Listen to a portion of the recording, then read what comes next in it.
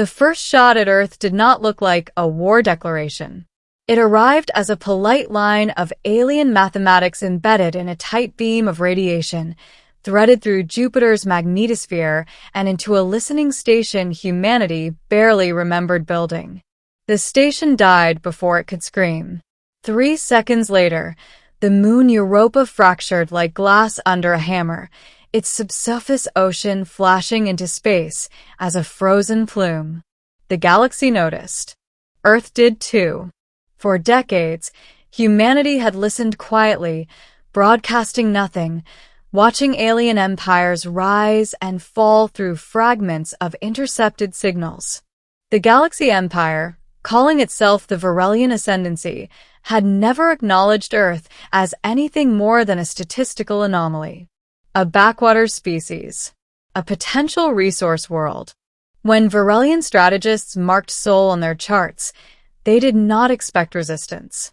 They expected compliance or extinction. What they did not understand was that humanity's silence was not fear. It was preparation. Within hours, Earth's planetary defense networks activated, ancient systems layered over newer ones, stitched together by generations of paranoid engineers.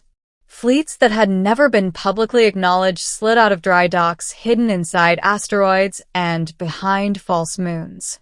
Civilian industries quietly converted, as they had practiced in simulations for over a century. And for the first time, humanity answered the galaxy. The message heard everywhere. The transmission was not subtle. It was broadcast on every known hyperspace band, piggybacking on Varelian communication relays that humans had cracked years earlier. It showed a single figure standing in a command hall aboard a human dreadnought. No threats. No insults. Just facts. General Mara Ionescu stood straight-backed, her uniform unadorned except for the Earth emblem at her collar. Her voice carried the calm of someone who had already made peace with what was coming. You fired the first shot at Earth. Now humanity is marching on your empire. Across thousands of systems, diplomats froze, admirals cursed, and emperors leaned forward in disbelief. The Varelian Ascendancy had never been spoken to like that. Lesser species begged. Equal powers negotiated. Enemies blustered and collapsed. Humans did none of those things. The message continued, outlining the destruction of Europa, listing casualties that numbered 0 but symbolized everything. We do not measure war by how many die in the first strike, Ionescu said. We measure it by who survives the last. Then the transmission ended. The galaxy waited for Earth to be erased.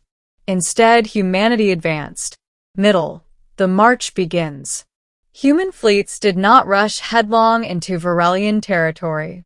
They moved with terrifying patience, taking border systems one by one, dismantling military infrastructure while leaving civilian populations untouched. Supply depots vanished overnight. Command hubs went dark without warning.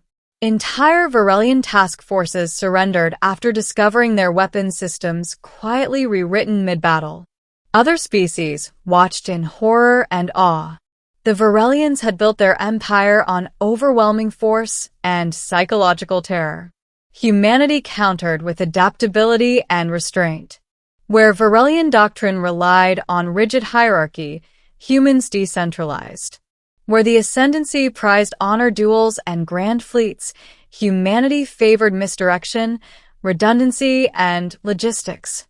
At the Battle of the Los Gate, the Varelians deployed their legendary sun spears, weapons capable of boiling atmospheres. Human ships didn't engage. They retreated, drawing the sun spears into firing patterns that overloaded their own stars' magnetic fields. The Los burned itself out in a stellar convulsion that no one could stop. The galaxy began to whisper a new phrase. Do not wake the humans. As system after system fell, General Ionescu refused calls for total annihilation. Prisoners were treated. Worlds were stabilized. Records were preserved. Humanity was not conquering for territory. They were dismantling an idea that Earth was prey. The Varelian response. The Varelian Emperor, Caelthrex the Eternal, could not comprehend what he faced. His advisors spoke of probability curves collapsing, of human tactics defying predictive models. He ordered harsher measures. Entire human colonies on the fringe were glassed. Civilian transports were targeted. That was the moment the war changed. General Ionescu watched the footage in silence. When it ended, she closed her eyes, not in grief, but in decision. The next orders she issued removed every remaining restraint. Humanity unleashed weapons they had sworn never to use except in existential war. Autonomous fleets that learned faster than they could be countered. Gravity manipulation arrays that folded enemy formations into singularities. Psychological warfare programs that broadcast Varelian war crimes to every neutral system, stripping the ascendancy of allies overnight. The galaxy no longer debated who would win. It debated how much of the Varelian Empire would survive. Still, Earth did not strike the Varelian homeworld. Not yet. The long night. The war dragged on for 7 standard years. For humans, it felt longer.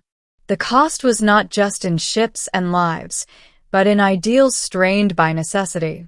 Veterans returned quieter. Children grew up knowing the sound of evacuation sirens as background noise. Yet Earth did not fracture. Human culture adapted as it always had. Art flourished in the shadows of war. Music written aboard carriers. Stories told in bomb shelters and orbital stations. The idea of Earth became larger than the planet itself. It became a promise shared across dozens of colonies. We protect our own. The Varelians, by contrast, began to collapse inward. Their empire had been held together by fear. When fear failed, nothing replaced it. Rebellions ignited. Client species turned on their masters, often aided quietly by human intelligence operatives who asked for nothing in return. General Ionescu aged visibly, silver threading her hair. She refused promotions that would take her off the front. "This war started on my watch," she told the council. "It ends there too." At last, only one target remained. The final advance. The Varelian home system, Viral Prime, was ringed with defenses layered over millennia. Planet crackers. Stellar mines. A fleet that dwarfed anything humanity had yet faced. Humanity did not attack immediately. Instead, they transmitted evacuation corridors to the civilian population, broadcasting them in every known Varelian dialect. Millions fled. Some did not believe it was real until human ships held their fire to let refugee convoys pass. The Emperor raged, calling it deception. He ordered the corridors mined. Human fleets erased the mines without touching the refugees. When the final assault came, it was not glorious. It was methodical. Human ships absorbed losses, adapted, and pressed forward. AI-driven strategies rewrote themselves faster than Varelian admirals could react. At the heart of the system, General Ionescu's flagship punched through the last defensive line and came to rest above Viral Prime. The war was functionally over, but the ending still mattered. The confrontation. The Emperor demanded a surrender ceremony. He wanted pageantry. He wanted history to remember him. General Ionescu agreed, on one condition. The ceremony would be broadcast live to the galaxy. They met in the ruins of the Varelian Grand Hall, its towering spires cracked and blackened. Caelthrex stood draped in ceremonial armor, defiant even in defeat. Ionescu wore the same uniform she had worn in her first transmission. "You could have destroyed us," the Emperor hissed. "Why didn't you?" Ionescu looked around the hall. "Because that's what you would have done," she said. "And we needed the galaxy to see the difference." She recited the charges, not as vengeance, but as record. The destruction of Europa. the glassing of colonies, the targeting of civilians. Each word landed heavier than any weapon. "You fired the first shot at Earth," she repeated softly. "This is where it led you." Calthrex fell to his knees. Ending. After the war, the Varelian ascendancy dissolved within months. Some worlds joined new coalitions. Others chose independence. Humanity did not claim the Empire's territory. They helped rebuild what could be rebuilt and left the rest to decide its own future. Earth returned to the shadows, but not to silence. Human diplomats now spoke openly in galactic councils. Human fleets patrolled trade routes at the request of smaller species. The phrase "marching on your empire" became a cautionary line in military academies across the stars. General Mara Ionescu retired to a quiet station orbiting Saturn. From her window, she could see Europa slowly being terraformed, its scars visible but healing. Children would walk its surface someday. The galaxy remembered the war as a turning point, not because humanity proved they could destroy an empire, but because they proved they didn't need to. And somewhere, in the archives of 1,000 worlds, a single transmission was preserved as warning and promise alike. "You struck Earth first." Humanity answered, and the stars would never forget.